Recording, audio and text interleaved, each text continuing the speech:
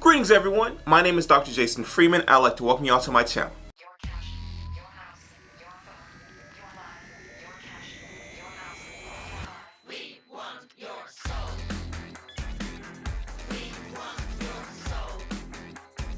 We want your soul. We've been preparing for the wrong AI apocalypse. While we've been conditioned by books, movies, and TV shows to worry about robots going berserk and killing us all, we've been overlooking a very real threat whose devastating impact on humanity is not a case of if, but when. In this video, I'm going to tell you about the real threat that AI poses to humanity and give solutions that will hopefully save us all. Before we go any further, I want you to smash that like button, hit the notification bell, and subscribe to my channel for more content like this. So off the top, I just want to say that there isn't just one risk posed by AI. Of course, there is the traditional fear that AI robots will rise up and kill off humanity. We saw this in the Terminator series, we saw this in the Matrix, and yes, there's a possibility that we could see something like this in real life. Is now a terrible time to have a kid.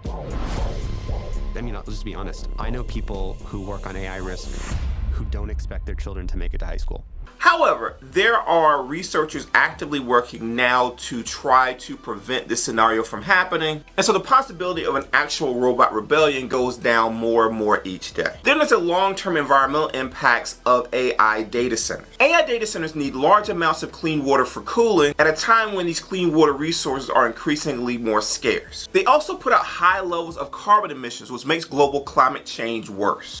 But even the environmental impacts of AI is something that researchers are actively trying to prevent. Now, to understand the AI apocalypse that we're not preparing for right now, we have to understand a concept known as cognitive atrophy.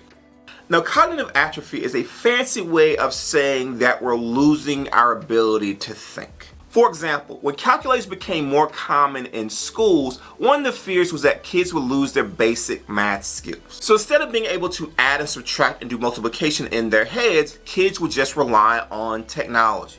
Now with AI, it's not just math skills that we might be losing, it's also basic problem solving skills. Coming up with an itinerary for a trip, writing a business plan, writing your first novel or screenplay can all be done by AI right now. And then there's higher level skills like doctors trying to figure out the exact diagnosis for a set of symptoms, or a lawyer drafting an argument for a Supreme Court case.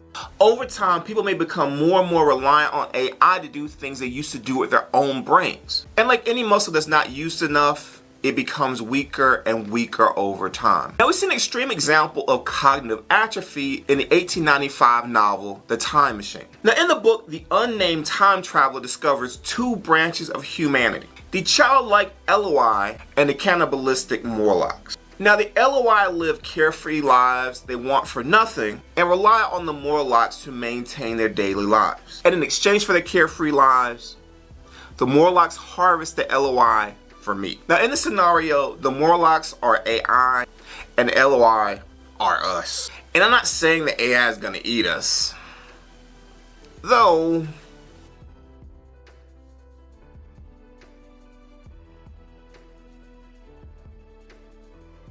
Rather, if we become too reliant on AI, then our cognitive abilities will atrophy and it leaves us very, very vulnerable. Vulnerable to what, you may ask? Well, to understand that, let's go back to 1859.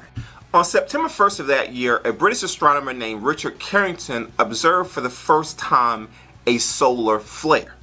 A solar flare is basically an eruption of charged particles on the surface of the sun. And this particular flare was heading straight towards Earth. Now when it hit, a couple things happened. First, the skies overhead seemed to ignite. Auroras, which are typically seen at the poles, were now seen all over the world. In some places, the auroras are so bright, people could actually read newspapers at midnight. Now, this was cool and all, but it had devastating impacts on telegraphs, which were a main type of communication at the time.